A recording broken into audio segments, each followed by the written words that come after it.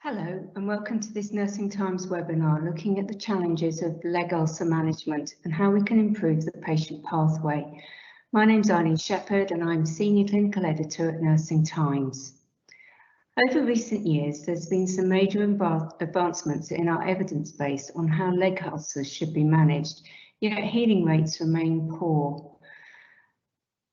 And there is a need for continuing education to ensure that all patients receive safe and equitable care. So alongside this webinar, we're launching a series of 5 bite-sized educational videos which will help you to identify and manage leg ulcers effectively and improve the quality of life for patients who live with these chronic wounds.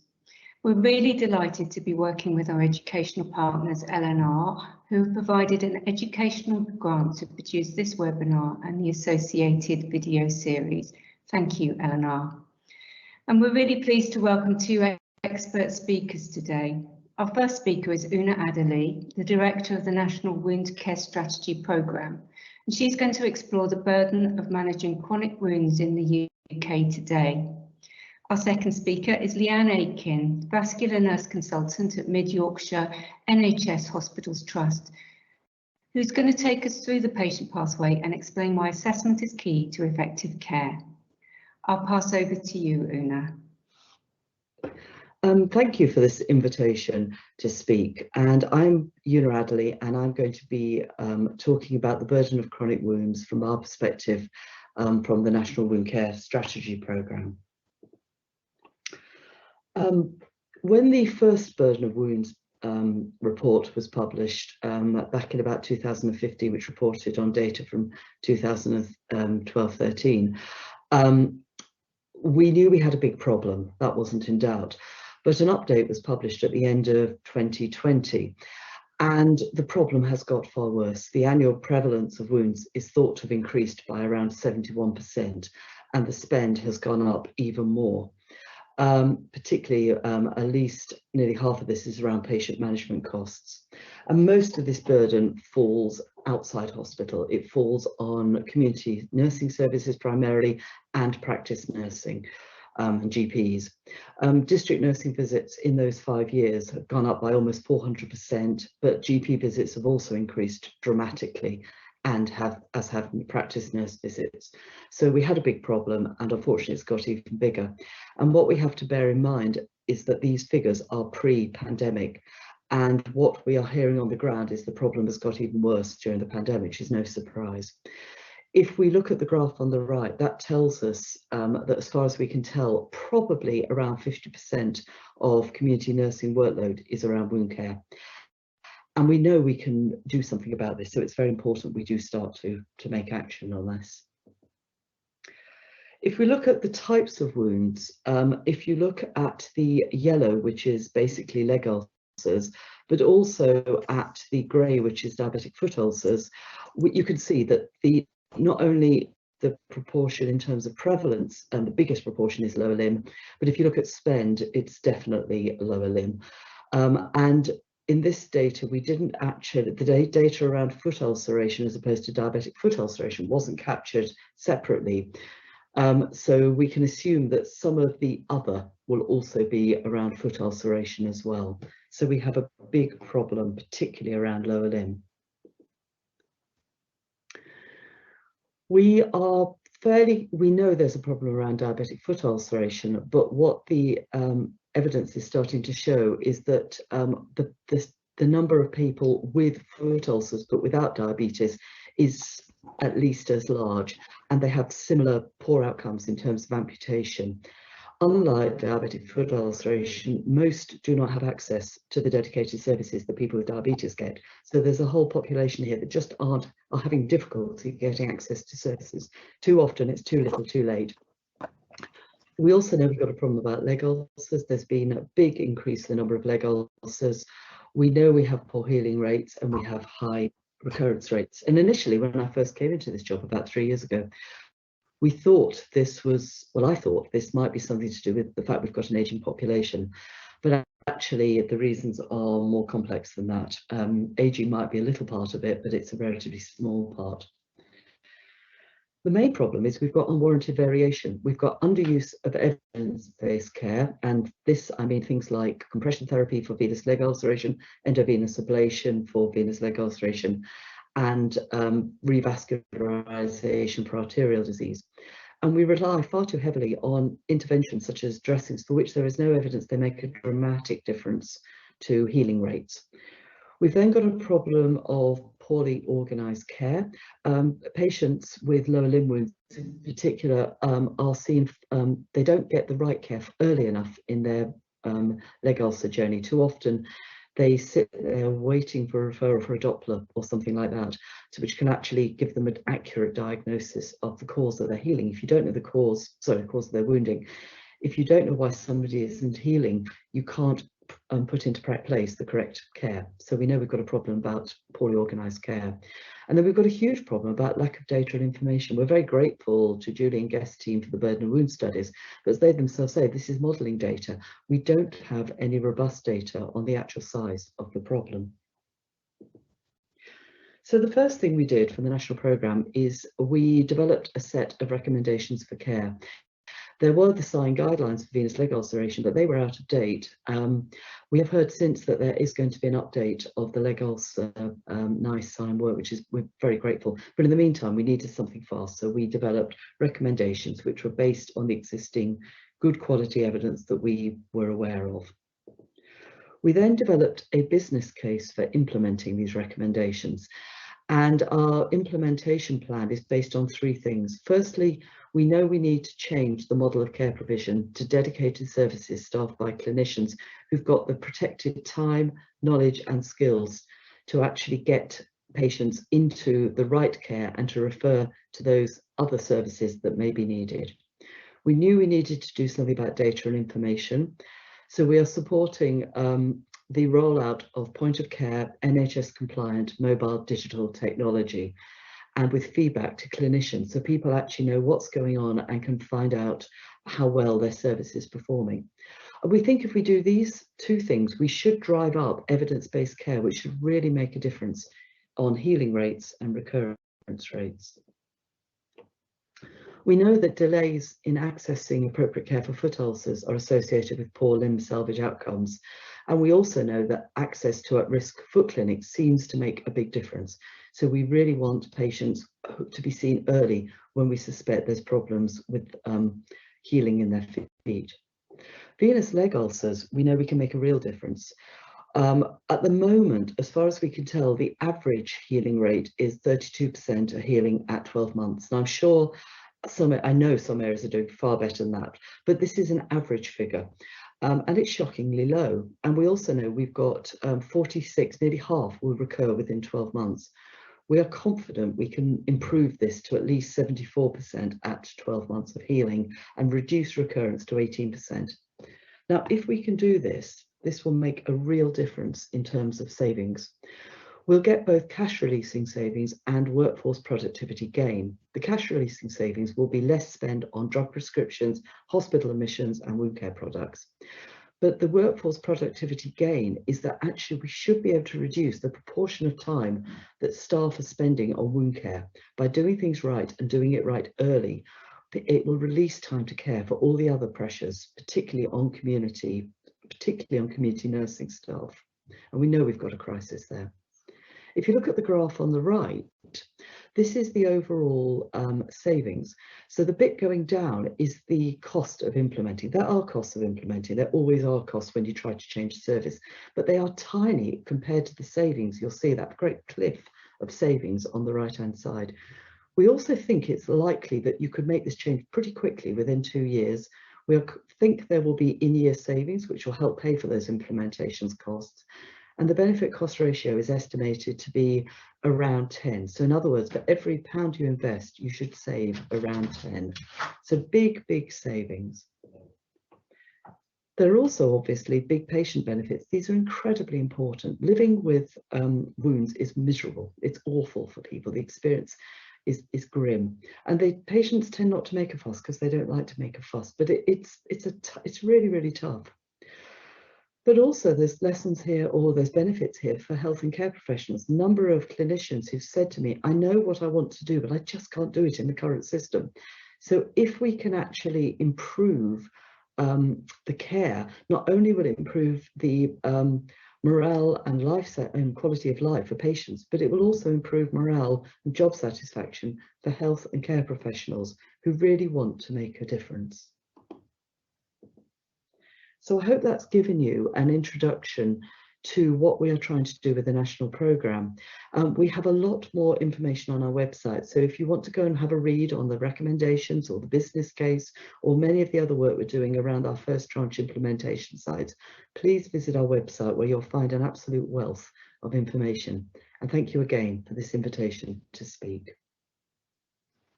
Thank you, Una. And up next is Leanne Aiken, who's going to talk to us about the patient pathway and explain why assessment is key to effective care. Hi everybody, my name's Leanne Atkin. I'm a vascular nurse consultant from Mid Yorks NHS Trust, and it's my delight to be here today to present with you the importance of the patient pathway in terms of their assessment. So I think it's really important that we start off and we consider the actual burden of illness. I know that we're all aware of these slides, but it still gives me great shock, the fact that the NHS is spending significant amounts of money in the management of patients with wounds. And when you look at this table and you think that actually it's not too far behind cardiovascular disease and cancer, it really does make you think about the number of patients and the amount of spend for the NHS. So the most important thing with the burden of wound studies is actually, if you look at the change that's happened from 2012 to 2017, the numbers is rising in terms of the number of patients that we are treating. The cost to the NHS has also increased substantially. But actually the thing that worries me is the number of chronic wounds. We've had an increase from 43% to 49%. So actually, we're getting worse at this rather than better. The burden of wound studies, though, highlights one great thing to me as a vascular nurse consultant. It highlights that actually when we talk about the burden of wounds, the majority of these wounds are on the lower limb. I think we can all recognise what's happened with the investment and the attention that's been paid to pressure ulcers. And actually things have improved over the last 10 years with pressure ulcer prevention and management. But actually that's a tiny proportion of the wounds that's out there. The largest proportion of the wounds are the wounds that's on the lower limb, and actually things are getting worse. Back in the original burden of wounds paper, we were healing 47% of venous leg ulcers, simple venous leg ulcers, after 12 months of treatment. I thought that that was terrible at the time, that we're only healing really every other one. But actually things have got substantially worse, and please remember that these figures are before the pandemic, and actually our healing rates now after 12 months is around 37%. We're getting worse at this rather than better, and I would hate to see what's happened to these figures through the pandemic, because we can only have got worse rather than better. So why is this? Why have we got such significant issue? Well, we know because of the unwarranted variation that happens across the NHS. We know that there is unfortunately a lack of awareness of lower limb wounds. This leads to a poor assessment and inaccurate or poor diagnosis. We have issues in terms of pathways, delays of getting patients onto the most appropriate pathway, especially things like leg ulcer pathways. To get onto a leg ulcer pathway, somebody's got to recognise you've got a leg ulcer. So they could treat you as a lower limb wound for many months without actually ever thinking about getting you on that pathway. We know from the evidence that there is an underuse of evidence-based therapy. So there's an underuse of strong compression. There's an underuse of venous intervention to actually heal a patient, to cure a patient of their underlying venous insufficiency. And there's an overuse of ineffective therapies. Mild compression, moderate compression, reduced compression is all subtherapeutic and only should be used in individual cases. It shouldn't be the norm. And unfortunately, we have got policy restrictions. Community policies say if you've got an abnormal ABPI, the default position is to refer on, and that referring on just adds delays to a patient. So there's one question really that we need to ask.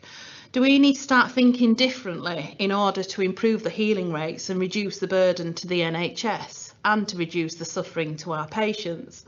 And I think the answer to that question has to be wholeheartedly, yes, we have to start thinking differently. And the National Wound Care Strategy is helping to provide those foundations for us. They recognise that due to the unwarranted number of variations, actually, this gives the NHS an opportunity. It gives the NHS an opportunity to improve healing rates, reduce spend, and to improve that patient's suffering and their time to healing. And why is this so important? Well, actually, I think it's really visualised within this slide. Every single chronic ulcer that we're dealing with at this moment in time started as a small, simple wound. And actually, did the NHS fail those patients? Did we cause this long-term suffering by our absence of evidence-based practice? Surely, if we optimise these patients right at the very beginning of their journey, many of these chronic wounds could actually have been eliminated.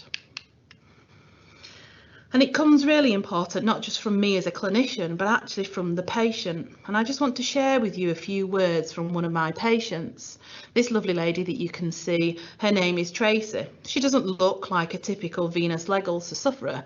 She was 38 when she developed her first venous leg ulcer. But these are the words of what it was like living with a leg ulcer for so long. She says she's upset about the life she could have had and the person she should have been.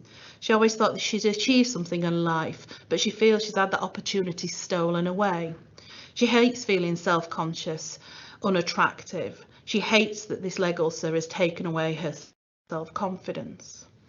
And I think when you read those words, it really brings home how we need to all work to optimise patients to heal at their earliest opportunity. And the evidence is quite clear for us. Actually, venous leg ulceration and the management of is something that we've got lots of high-level evidence. We've got randomised control trials, systematic reviews, meta-analysis. We know that actually the first foundation is strong compression.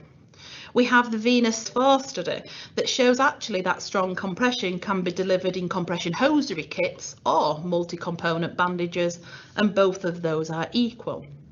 We have studies such as the ESCAR or the Everest study, which actually looked at venous intervention, the ablation of the venous, the superficial veins to help cure that patient of their underlying venous hypertension, therefore turning down the tap of the venous pressure, helping get those patients to heal. So we know what we should be doing, but the difficulty is implementing this in everyday practice. But for a venous ulcer, we really need to be thinking about it as a weed. We need to be thinking of the ulcer as just as the dandelion's head in the garden, if you like. And where we need to be treating is that underlying superficial venous system that's actually causing that increased pressure and causing that wound to occur. And the National Wound Care Strategy has provided us very clear recommendations of how we should be doing that. They tell us what immediate and necessary care should look like. They tell us of how we should treat a patient with a wound on their foot and on their leg.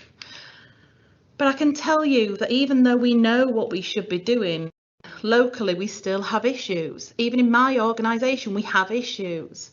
We have issues that, unfortunately, a leg ulcer is still not recognised. It can be treated as a wound, a skin tear, a dehiscence of a surgical wound for many months. We have delays in getting an ABPI, and actually that's got worse during the pandemic. We have problems still with the interpretation of an ABPI. The ABPI was 1.34, so therefore we put on reduced compression. There is no need. And all of this actually links to a lack of clear diagnosis. We don't know if patients have got a venous leg ulcer, an arterial leg ulcer, or a mixed disease leg ulcer. And that's really important when we think about what is their evidence-based pathway. We have an underuse of compression. Nurses still believing it's kind to put on reduced or light compression. It's not kind. You're just elongating your patient's suffering. We have still issues with poor training, poor application of compression bandages, and we had inconsistency of when we should be using a self-supported management route. So I'm sure I'm not alone that these were the issues that we were facing locally. So let's just concentrate on leg ulcer assessment and where it should begin. Well, it should always begin with the patient, and then we should look at the limb, and then we should look at the wound. We need to be thinking about the holistic assessment of that patient, what we're seeing in that leg, and then and only then thinking about how we treat that wound. The treatment of venous leg ulcers has been given to us from the National Wound Care Strategy in terms of this evidence-based approach. But I suppose my issue with that is still, it's not so easy for many nurses out there to interpret what does that evidence mean and how should I manage that patient. And that's why myself and Joy Tickle many years ago came up with a leg ulcer treatment pathway. And this helps to really embed all that high level evidence in an easy, straightforward flow chart to help decision making. And that's been recently updated to ensure we're capturing all of the guidelines from the National Wound Care Strategy. And it really helps in terms of when should we be considering self-supported management, because actually I really believe in self-supported management. I think it's been one of our glimmers of hope, if you like, throughout the pandemic. But I also think it's not a tool to be used for all. We really need a clear assessment of that patient. Have they got the mental capacity to be able to self-care? Do they understand the instructions that you are giving them? Have they got the physical capacity? Can they actually bend down? Can they get the stockings on themselves? Could they actually balance the dressing at the same time as putting on a stocking? Or have they got somebody that could help them with that? If they have, is that family willing to? Many of my family members wouldn't even look at a wound, never mind try to treat a wound. And that's still acceptable. And if there is any reluctance from that patient to understand the need for compression, actually, that patient is not the suitable person for self-supported management. We need that clinician to work with them to increase their understanding of that need of compression. We need a detailed assessment of the leg. Is that leg actually suitable for some form of self-supported solutions, compression wraps or compression hosiery? Or does that limb actually need some aggressive reshaping with short stretch compression bandaging? If so, that patient is not yet suitable for self-supported management. If you need to think about what is the skin like, what is the skin folds like, where is the position of the wound? Is there any evidence of really fragile skin that you're worried that might break down? If so, that patient is not yet suitable for self-supported management. And then we need to think about the wound. Where is the wound? If it's on the posterior aspect of the leg, how on earth is a patient supposed to be able to reassess that themselves and manage that themselves? They're going to need help from a healthcare practitioner. You also need to be thinking about if you have large circumferential leg ulcers, probably that's not the right patient to be able to be in self-supported management. So we really need to be thinking about the patient, the limb and the wound. And we need to be targeting actually our registered nursing support for the most complex of patients to be able to get them into the best of compression. And using that self-supported management to put those patients in with the smaller wounds, the easier to manage wounds, or to step those patients down as they progress through that healing cascade. I just want to talk to you about what we've been doing locally within Mid Yorks. I've already told you about what issues we've had in terms of the widest context. And I just want to share with you our timelines, because actually we were very similar to everywhere else. We tried to do a lot of work and the awareness, but actually still wounds were treated as wounds rather than recognised as leg ulceration. So it might take you 2 weeks before somebody recognises that that's a leg ulcer. Then they might request somebody to do an ABPI. The best we could do is probably 6 weeks of getting that completed. And that was good across the UK. But actually, if the ABPI was abnormal 1.31 or 0.78, our policy dictated that that patient gets referred on to a specialist service, that being the tissue viability team or the vascular team. Well, the wait for that to happen was 12 weeks at the best. So even our pathways that we put in place was making a patient wait for 3 months before they got that accurate diagnosis. We were just elongating patient suffering. So what we did is we looked at this from a whole system change point of view. We looked at this from a patient in the middle of how you, if you had a leg ulcer, how you would want to be treated. But actually we looked at it from a wider organisation point of view, linking to the acute hospital, the community team, the GP services, the care homes, thinking about that holistic management. And what we've been able to achieve, I think, is dramatic. We established the lower limb wound clinic, and we established it in the heart of COVID back in June. And actually how we've cured this problem is actually to set up a one-stop lower limb assessment clinic. And that clinic is staffed by a mixture of vascular nurses and community nurses going out in our community to provide the expert specialist assessment. They're able to complete all of that assessment, including the ABPI, within a 2-week time frame, and actually they've got the skills to go beyond the ABPI. So if it's incompressible, if the patient can't tolerate it, the people within that clinic have the skills to use other form of assessment, such as pulse palpation, pulse auscultation, or toe pressures. We also can assess the need for that venous intervention. Does that patient require venous duplex scanning to think about venous ablation, of curing them of their underlying hypertension? We set a clear diagnosis. We start an evidence-based treatment pathway. We start compression there and then.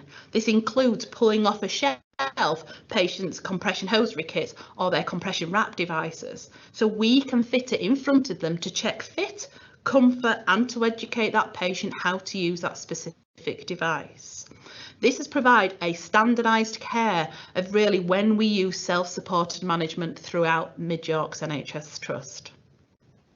And that patient goes out of that clinic fully enabled. If we believe they are able to apply their own wound dressings and their own compression, they'll go out with wound dressing packs, wound dressings, number of compression devices to last them a 4-week period, and we'll only arrange for them to be reviewed by a registered nurse on a 4-weekly basis.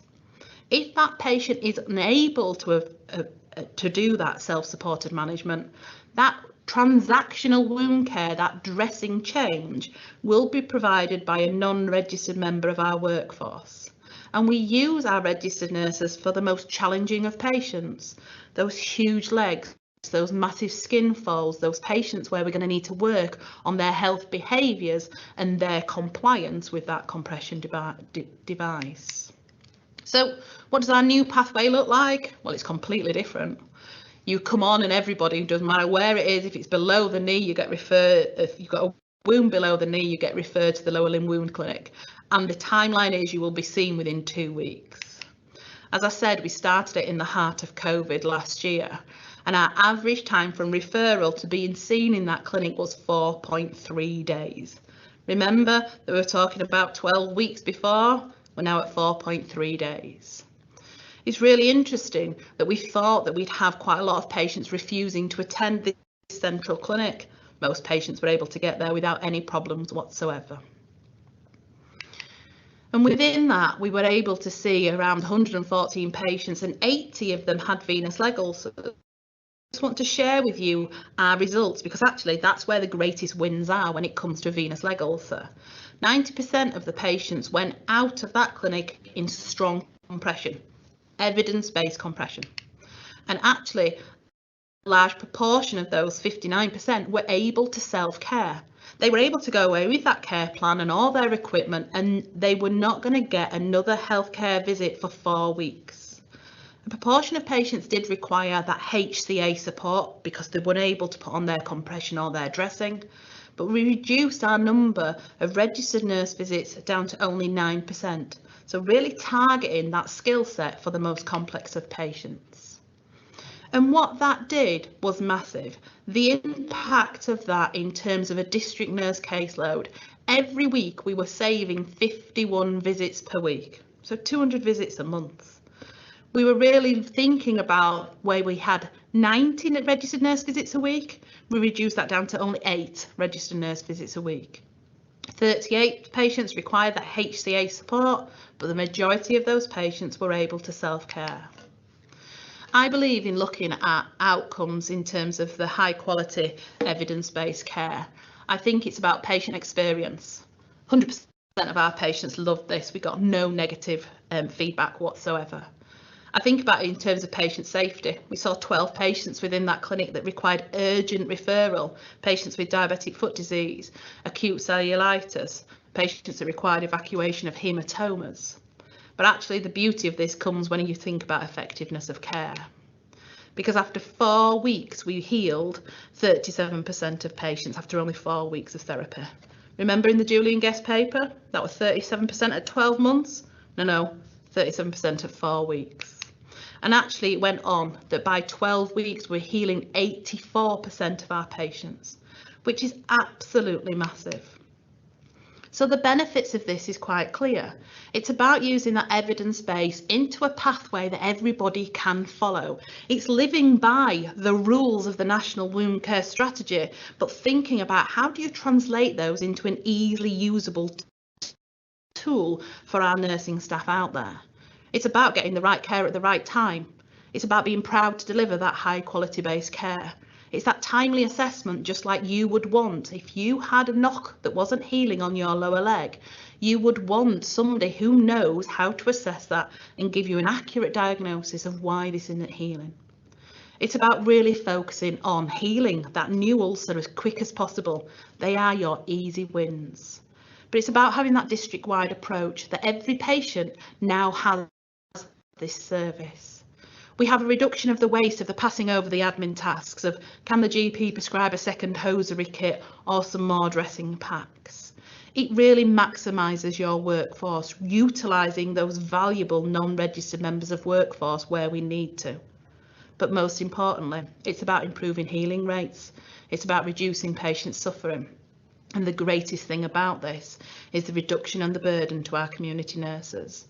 Saving 50 visits a week actually gives you a little bit time back.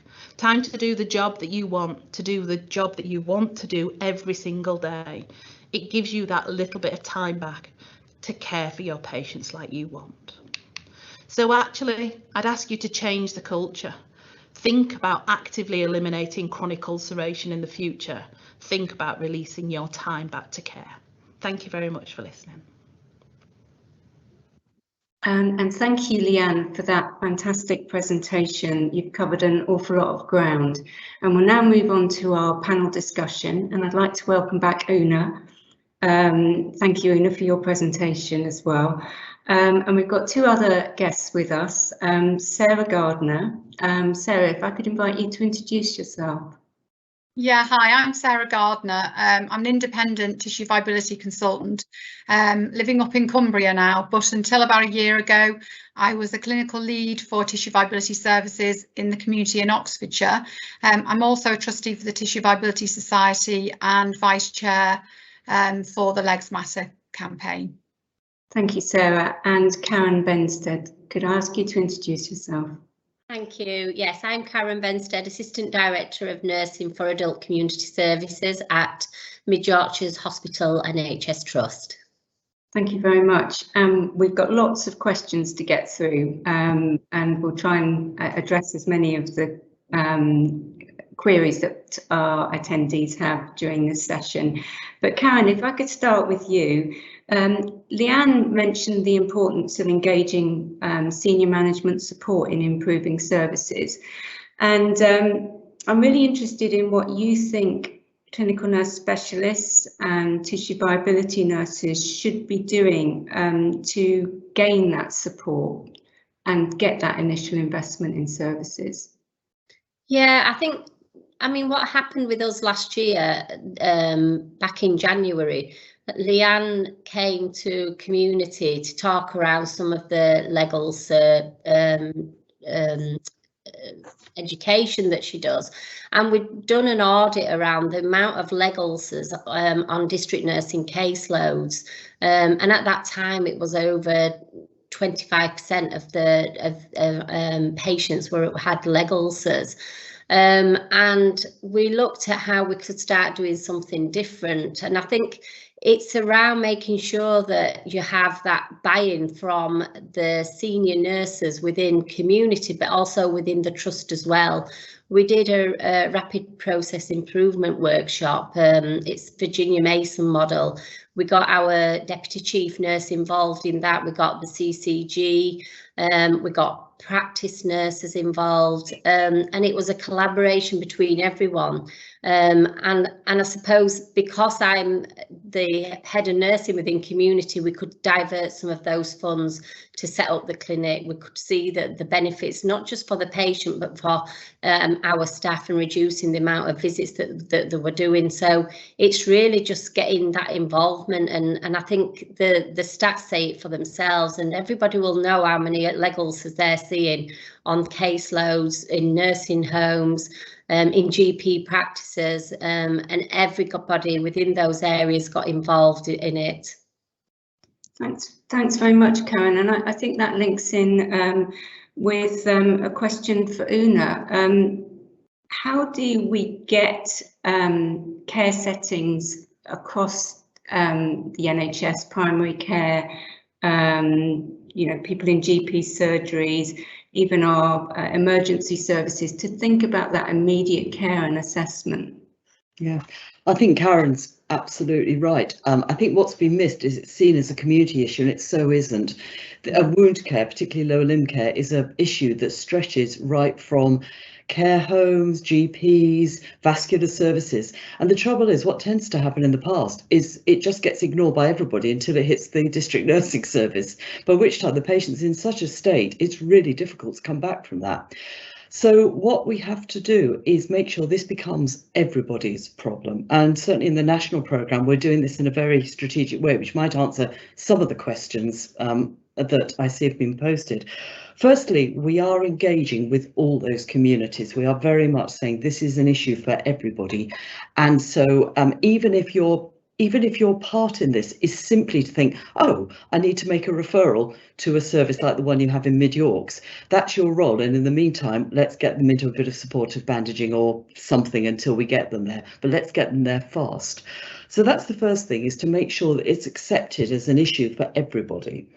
I know quite a few people have asked about education, so I'm going to try and hit a few of the queries as we go through and say, people need to understand this is an issue. I couldn't believe when I started teaching pre-reg nurses, I couldn't believe they got hardly any education on this. And if wound care is not a nursing issue, of course it's a nursing issue. So we are working very hard on two fronts. Firstly, we have created a series of free to access online education resources. You'll find them on our website. We've worked with Health Education England. They are all there and you are all welcome to use them. And there is one on leg ulcer care, and that's just at tier 1. And we are producing tier 2 for those who do a lot of leg ulcer care and need more advanced knowledge. But go and have a look on our website. Under the education section, you'll find a load there. We're also working with the enhanced health and care home sector, because what we have already on our website is suitable for a large number of staff, but probably not the novice carers coming into care homes. So we are hoping to be able to develop some resources for them as well. So we're also hoping, and we're going to be pushing hard to get this education into pre-reg curriculums, not just for nursing, but for medicine, because it's surprising how many doctors don't know much about this. Paramedics, podiatrists are pretty good at this actually, but they don't always know about anything above the ankle. And so we need them to, fair enough, but it'd be useful if they did know as well. So we're working to do that.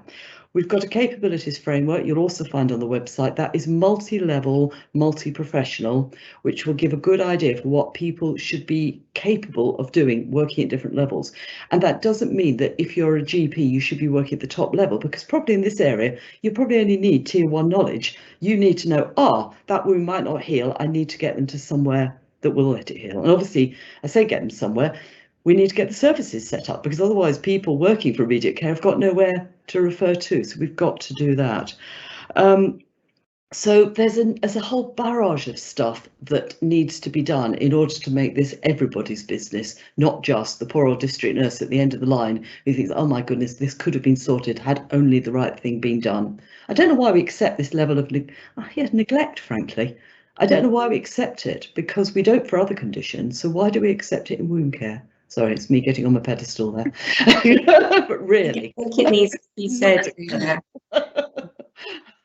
So just to tie in, just to follow up there, Una, Sam Holloway asks, diagnosis is key to guide management. Yeah, who should make that diagnosis? Just to be clear. Well, someone who knows what they're doing. And that doesn't mean it necessarily needs to be any particular professional. Chances are it'll probably be a nurse, because that tends to be where it lands.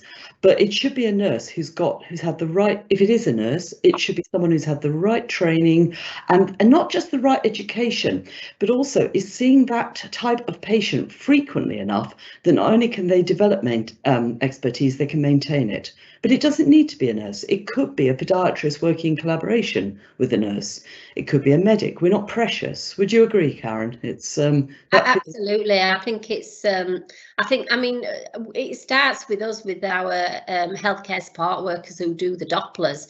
So again, it's releasing some of that time from our nurses, podiatrists to have to do that. But then, like Una said, I think it is around. You know, once you've had that training and you know how to interpret Dopplers, you've got those skills.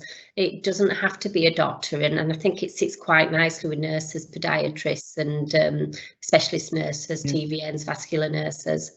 And obviously, when you refer to your healthcare assistants, they are doing the diagnostic procedure. It won't be them who's making the actual diagnosis. Although chances are they probably get pretty good at making an educated guess, I should imagine. But the responsibility for diagnosis will stay with the registered professional. And someone who's had the training and knowledge and time to do it. Thank you, Una. Sarah, could I bring you in? I mean, we talked a lot about the evidence base for compression. And there's a few queries which we'll come to in the chat about compression. But why do you think nurses are anxious about compression, and why is there a fear associated with applying it? I don't know when it happened, quite frankly. I think about this quite a lot, sort of my district nursing days. I mean, I was district nursing for 18 years before I went into my speciality of wound care. And I don't know where it all went wrong, because from my knowledge, I couldn't remember people being anxious about compression when I was a district nurse. I think unfortunately what happens is it is all about education. It's about the opportunity to consolidate learning, and there does seem to be a huge gap there. So, for example, I would run the leg ulcer courses in my area, and, you know, people would be leaving the room fired up, motivated, ready to take it on, and then they'd land back in their day job, as it were, and didn't have the opportunity then to practice, you know, what they have been taught, and therefore there was a lot of self-doubt. I think we need to explore what they're anxious about. Is it because they've done a Doppler and they're not sure of the result, if they've got it right, and if they put compression on, you know, they're going to cause harm, or is it just the bandaging itself? So I think, you know, some work needs to be done locally in exploring what those fears are, and to sort of address that. I think we need to review the education, what people receive, and as Una's mentioned, you know, there is education modules around. Most trusts do have their own education, but it's around finding people locally to help consolidate that practical skill of bandaging. You know, nurses practice on each other. You know, they're not normal legs. I mean, they are, you know, as in the legs that people are often faced with, you know, distorted shapes, and obviously patients have pain, and I think sometimes if there's a bit of pressure from the patient, you know, because they have pain, they maybe won't apply the bandage correctly. So we need to sort of, there's lots of little factors there that need to be addressed. But what I think we need is to find champions locally who will support the nurses in shadowing them, observing their practice, linking it to competency frameworks so they start to feel more confident. And to tell you the truth, once nurses or clinicians start seeing results, that is really motivating, but they need to be recognised for that, for the good work that they're doing. You know, whether that is a weekly sort of review of caseloads and people are acknowledged for the good work that they're doing, that raises your self-esteem, it's rewarding, you know, gives you good job satisfaction. So I think there's lots really, but I think we need to get to the crux of what are they anxious about. Yeah, and we have an interesting question in the chat about compliance, and says, you know, is the problem compliance, patient compliance? Well, I just get very nervous when we start talking about this, and I think we need to be very careful about the terminology that we use. So, for an example, if you remember in Leanne's presentation, she was quoting some words from Tracy. So Tracy actually is a patient partner, a part of the Legs Matter campaign. And one day the group was talking, and we started talking about concordance or non-concordance, and she looked confused, and she actually didn't realise that patients are being labelled as non-compliant or non-concordant, was quite shocked by it, that possibly, you know, somewhere documented might be because she couldn't tolerate a bandage system or something wasn't right for her that she would be labelled. So I think we need to be careful about the terminology that we use, and it's about sort of the tolerance of the treatment plan, and I think we have to be patient-centred. We have to sometimes adapt treatment plans for that individual patient's needs, and not just say, well, it's this bandage or nothing, and try and understand why maybe that treatment plan is difficult for that patient, and work in partnership with them, that sort of whole motivational interviewing sort of technique. But I think we need to be careful about how we label patients, really. Thanks, Sarah. Una, did you want to come in on that? Yes, I just wanted to say that I think as well, one of the things that I think is too often forgotten is that going into compression therapy can be quite uncomfortable. Now, for any other procedure that's uncomfortable, you offer analgesia. You work with patients to actually address their discomfort and pain. And Sarah's absolutely right. It's about finding the right, if compression's appropriate, finding the right compression system for them. There are lots and lots of choices out there, and different types of compression suit different patients.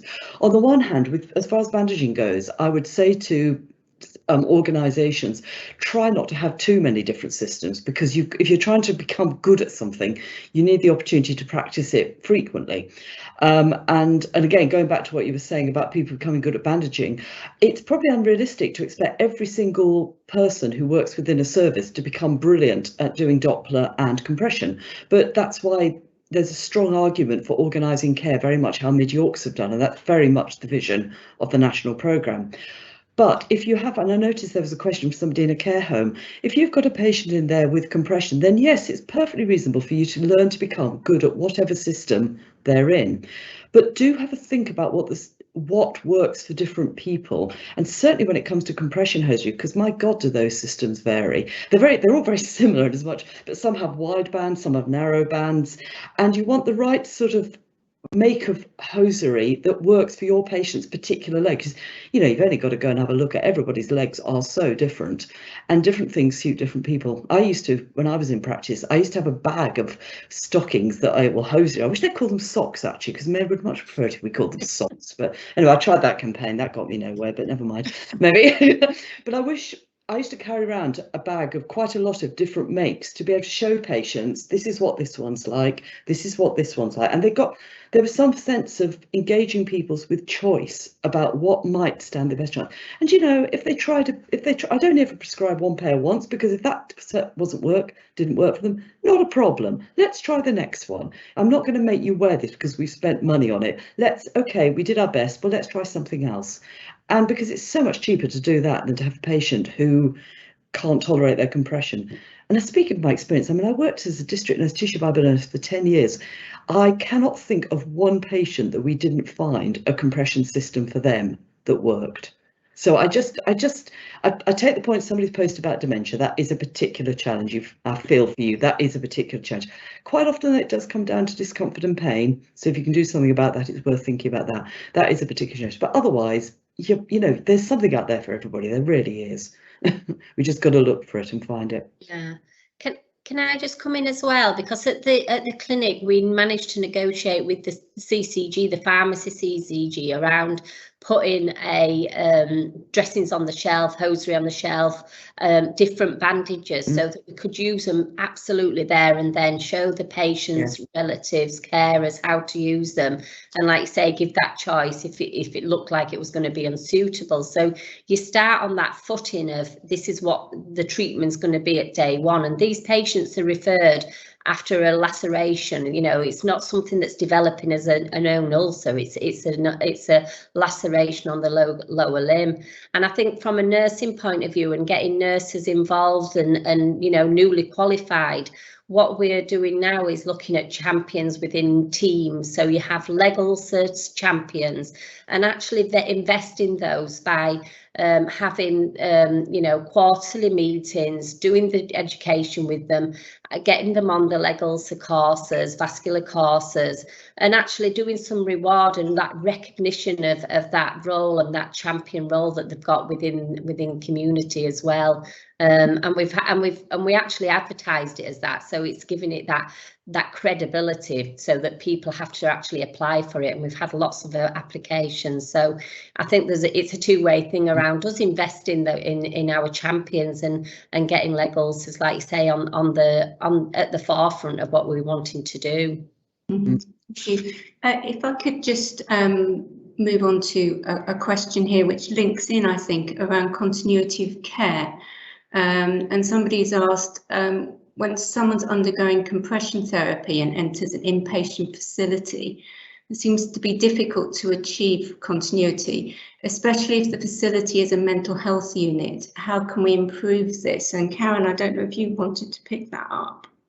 Yeah, we actually have it with our local mental health hospital, where when patients come in, some of the mental health nurses haven't got those skills, but what we do is we either have the district nurses that are attached go in, and again they'll upskill the patient, the nurses, because you can't expect them to have those skills. But what we will do is work with them like we do with patients, carers, relatives. We'll work with nurses, same again in care homes. We'll work with care home staff nurses to be able to so that they can put on the compression. And there's lots of compression equipment out there to be able to tailor it to the needs as well. That's great, thank you. Una, did you want to come in there? Yes, I was just going to say, because we focus quite a lot at the moment about sort of individual at the coalface of care, but actually what's so important is getting the system change across the whole of the healthcare community, so that as you say, Karen, so that you've got your service, but your service can flow into mental health, can flow into primary care, that everybody's working to the same, singing to the same hymn sheet, basically. And one of the things I haven't mentioned yet is that we are actually working with 7 or 6 at the moment sites across, one in each NHS England region. I'm afraid we are just an English service. We're very happy for Scotland, Wales and Northern Ireland to poach any ideas, but our work is just commissioned for England. But we're working with these, what we're calling these first tranche sites, to actually try to work out how do you get this system change.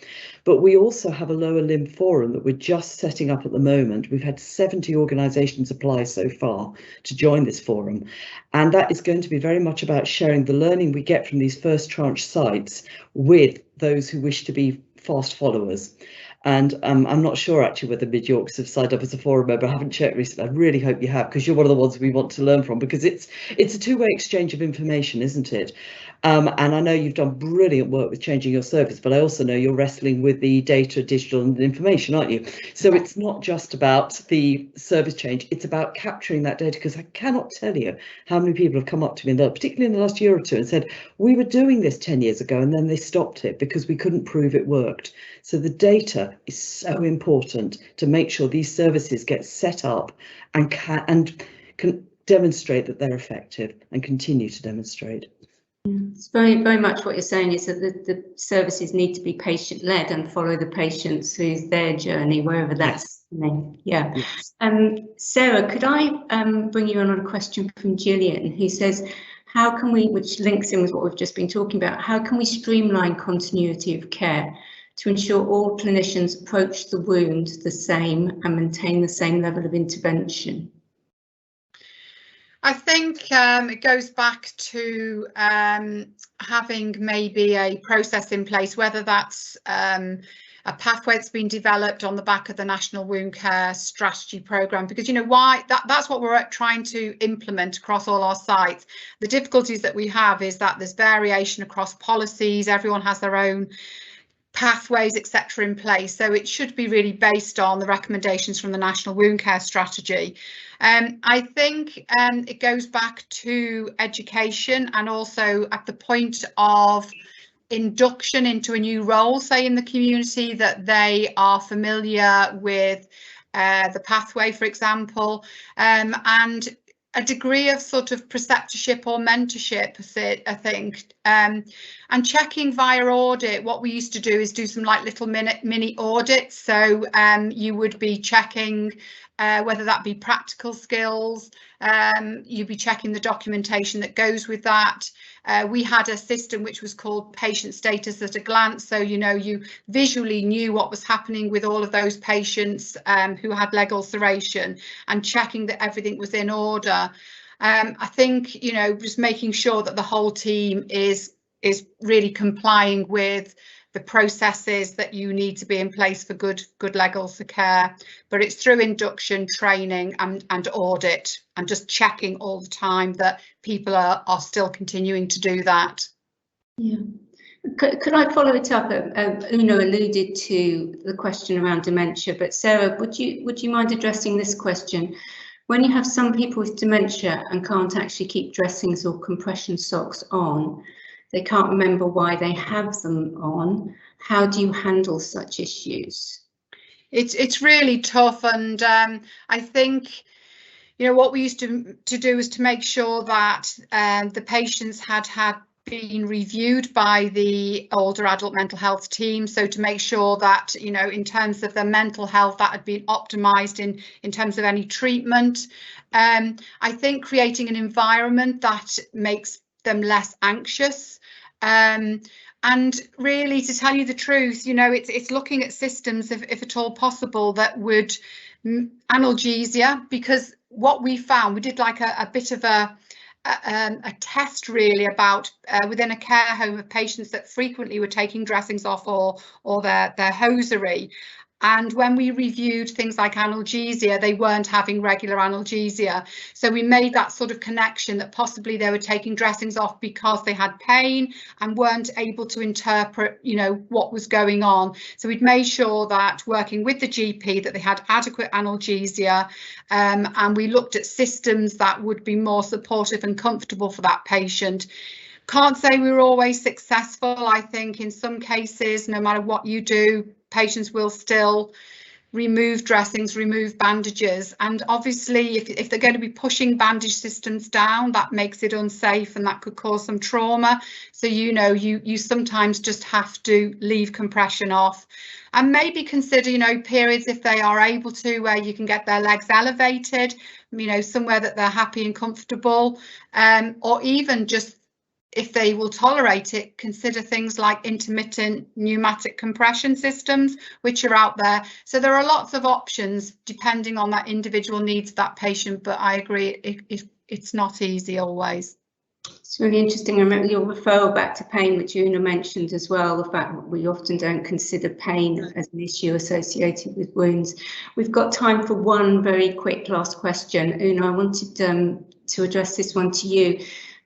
Sean asked, should the care of leg ulcers be a skill for new pre-reg nurses across all 4 fields? So that's mental health, learning disabilities, child and adult. Probably not child, because I've never come across a child, I don't think, but I do think for the other 3 fields, it's not that everybody needs to be able to bandage, but they need to know about the existence of leg ulceration. I don't think I was taught about it. I was shocked when I came out and saw a leg ulcer for the first time. Nobody had mentioned this. You know, how had that been missed? And I think the problem is there are so many people with lower limb ulceration. So yes, I think it should be covered. I don't think it needs to be covered in huge detail probably for mental health and what was I can't remember the other one you said, was it learning disabilities? But I do think people need to be aware it is an issue, and that if something isn't healing, they should be referred, and it potentially should be paid, not just another dressing. So yes, but I think it's the level of education. I do think adult nurses need way more knowledge than they're getting at the moment, without a doubt. So yes, I think that's it. Yes. And can I just say one very quick thing? If anybody's got questions that haven't been answered this webinar, if you go to our website, you can email us questions. We'll be very happy to engage in that conversation if we can be of any help. That is so helpful, Una. Thank you very, very much. So I'm going to draw the session to a close. Thank you, Una, Karen and Sarah, for such an interesting discussion. You know, it's really struck a chord with me, particularly the issue around pain. You know, the fact that we don't recognise these wounds as painful, and the issue around diagnosis, that, you know, if you've got a suspicion, refer on, don't sort of leave the wound. And the other thing that's come out so strongly is that education is so important for staff. I just want to let people know that alongside all the resources that you've heard about, we'll be launching some bite-sized learning videos on nursingtimes.net next week. It's a great series. It's presented by Leanne Aiken and is supported by an educational grant from L&R. So watch out for those. And you'll be able to rewatch this webinar or share it with your colleagues. It will be available on nursingtimes.net in the next few days. Thank you again to Una, Karen and Sarah. It's been a really good discussion. I think we could have gone on for another hour. And thank you to everyone who's attended and participated. And we look forward to seeing you all again at our next webinar. But in the meantime, have a great afternoon. Thank you. Thank you. Bye.